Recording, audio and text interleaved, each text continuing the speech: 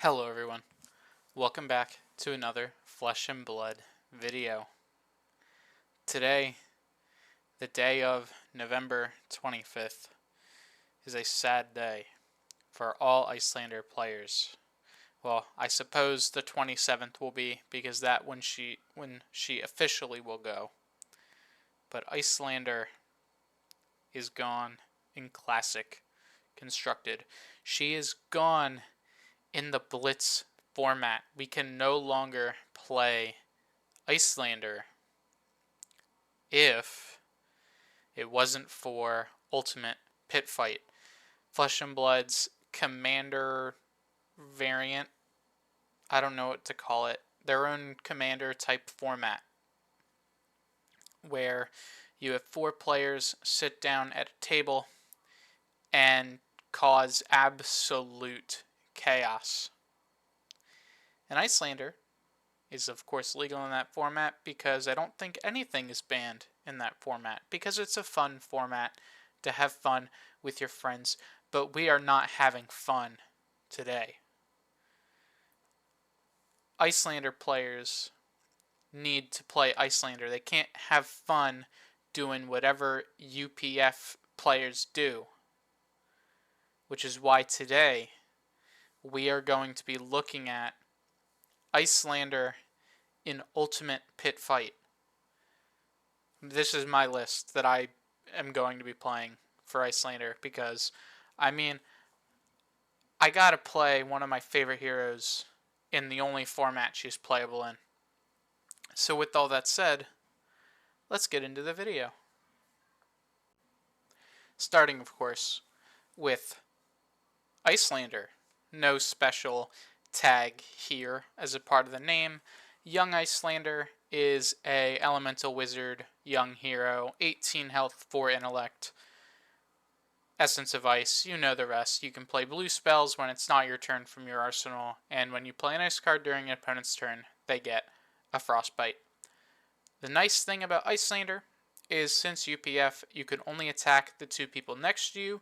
Iyslander, being a character that can target any hero, is able to target that one person that you can't normally touch, which is also good because we have Waning Moon here. Kind of just the best weapon for Iyslander since it's her weapon. Well, that's not true. I think Kraken Ice Vein is, but that weapon isn't very good. So we have to kind of go with the Waning Moon here because that's what Iyslander is used to.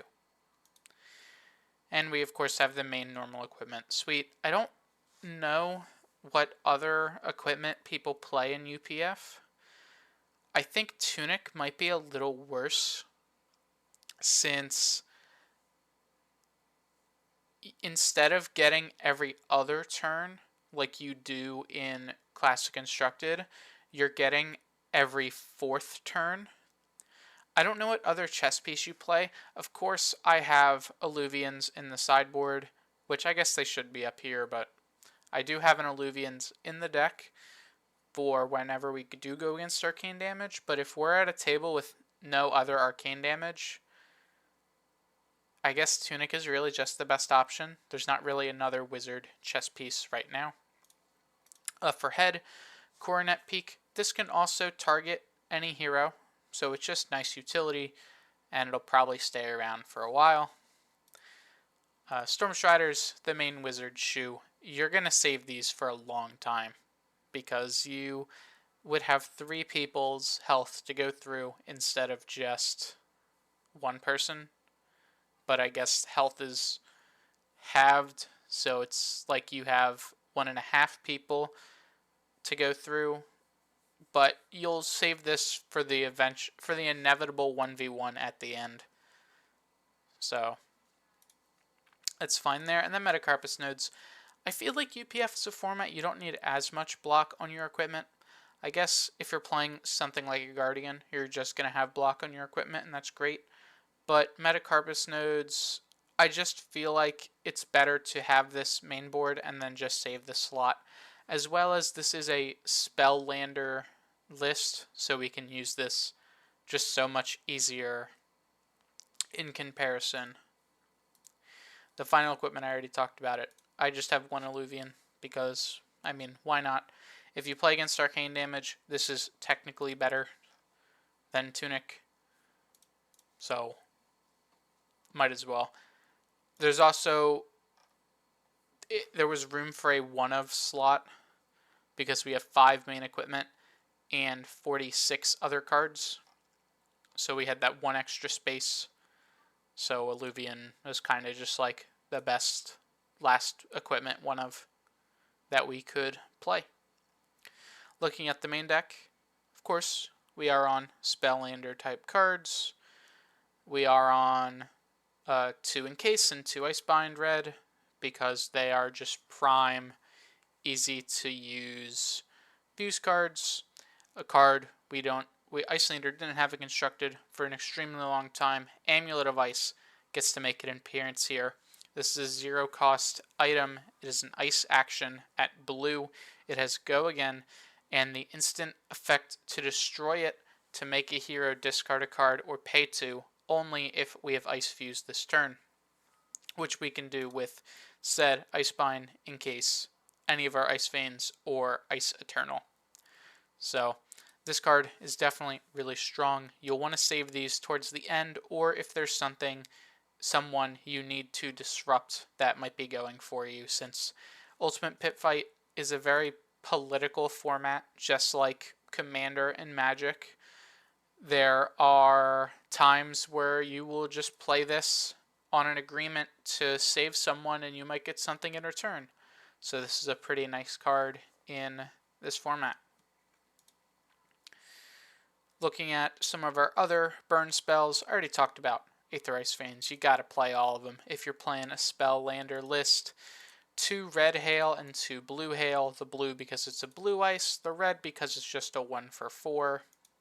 I was considering playing red Ice Bolt, but I think there wouldn't have been enough room. The red hail slot is red Ice Bolt, and I think red hail is a little better because you just get to play 2 card hands a little easier, which I would think happens a lot, especially if you're playing a deck like this where you will be attacked by someone from what this deck is going to be doing, which we haven't talked about those cards yet, but we will. Of course, Blue Ice Bolt, Blue Frosting, basic spells that Iyslander plays. They're blue ice block 3s, really good. Emeritus Scolding, the best blue not ice or elemental spell. And then the 2 Ice Eternal, because why not? A card I was also considering was Freezing Point. I think Freezing Point is better than red Ice Bolt, but I think it's still worse than red Aether Hail. If you didn't want to play like these Contest the Minefields, you could play red Freezing Point, or I shouldn't even say red because it is a Majestic. You should play Freezing Point instead, just to have that one extra bigger spell. The last main Iyslander cards, of course, Frost-Hex, because it's Frost-Hex, you might as well play it. Insidious Chill for that similar disruptive effect. Another thing is this does target any hero, so you don't have to target the one person that you're casting your original spell at. And then Polar Blast and Cold Snap also target any hero, not just the one hero you're playing against, any opposing hero. Well, I guess you can target yourself with Cold Snap, but I don't know why you would do that.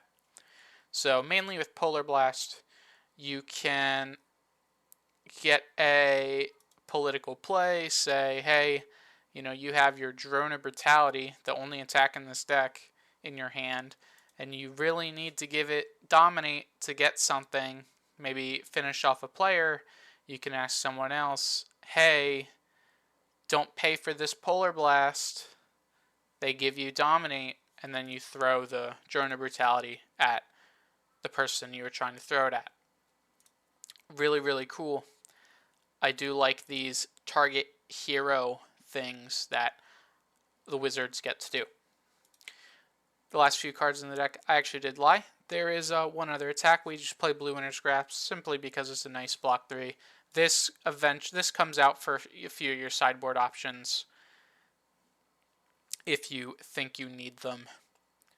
The last cards I didn't talk about, of course, Channel Lake Frigid. This is a card I probably could have talked about when I talked about the main Ice Suite, but this is sort of the main idea of why we're playing this deck and why the deck is called Stacks. If you don't know, if you've never played Magic and know what stacks are a set of cards that pretty much deny resources from opponents or everyone.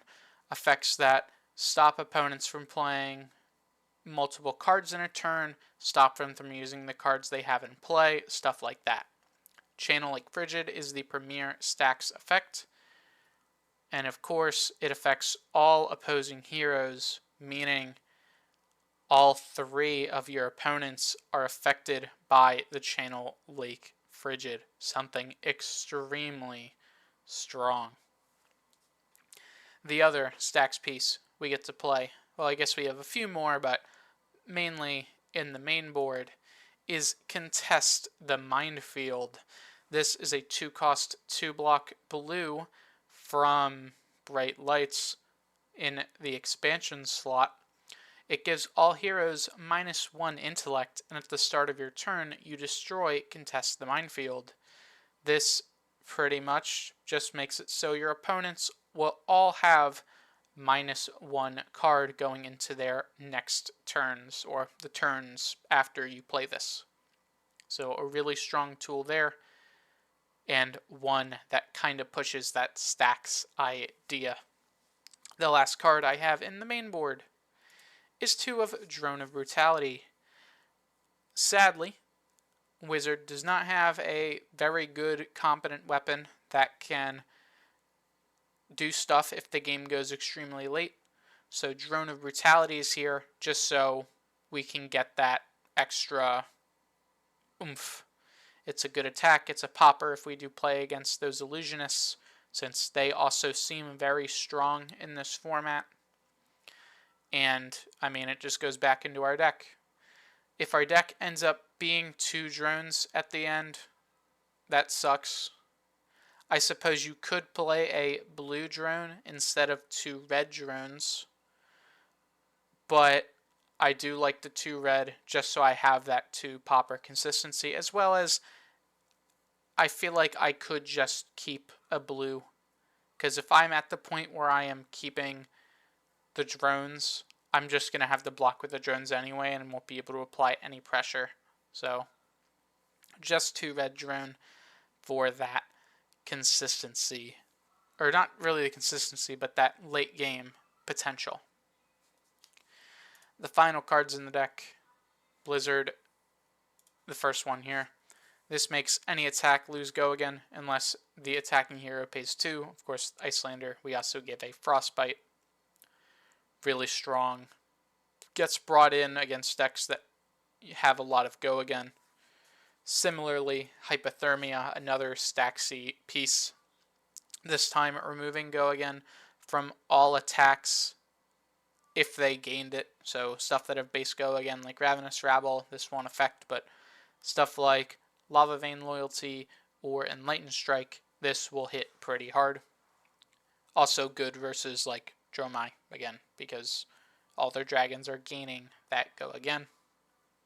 Another card that was actually banned, which I guess, is it legal now that Iyslander is gone?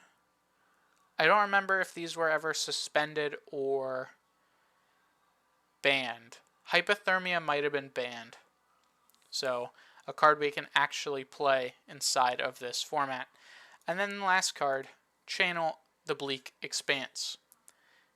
It is here simply because this is Ultimate Pit Fight. Heroes will be drawing cards and searching their decks. This stops it. This is a 3rd stacks piece that we'll be putting into our deck in matchups where we think that will happen. which will happen a lot. Honestly, Channel, Hypo, and Blizzard were cards I was trying to fit into the main board, but since you don't need them in every matchup, they're not here. Of course, go down things like Winter's Grasp if you need one of them. Go down possibly a drone, as well as maybe a Contest the Minefield to go up 2 of them if you need 2 of them. But that one's really up to you. Of course, you have to present 40, and I don't think there's another card here that's weak that you'd want to cut when you're bringing in one of these other slowdown pieces, and you definitely wouldn't want to cut a damage spell because you will need them at some point to end the game. So with all of that, I want to thank you all for watching the video. This is sad news. I'm literally recording this like 2 hours after I heard Iyslander was gone, and I already miss her, even though she's not gone yet. But the next tournament I play in is after she will be gone, so I can't play her. I know I said last video we might have done Kasai this week, but I just decided to do this quick one since now I will actually have this deck built in UPF, since all the cards were in constructed before. I just didn't have it built. But next week, I'm hoping we see a few more cards from heavy hitters. If we get more expansion slot cards to talk about that. Of course, this set comes out in like 2 months, 3 months, about 2 months. So we'll have all of them by then, but for the next few weeks, not sure what the videos are going to be. But that's going to be it for this video. I hope you all enjoyed, and I will see you in the next one. Goodbye.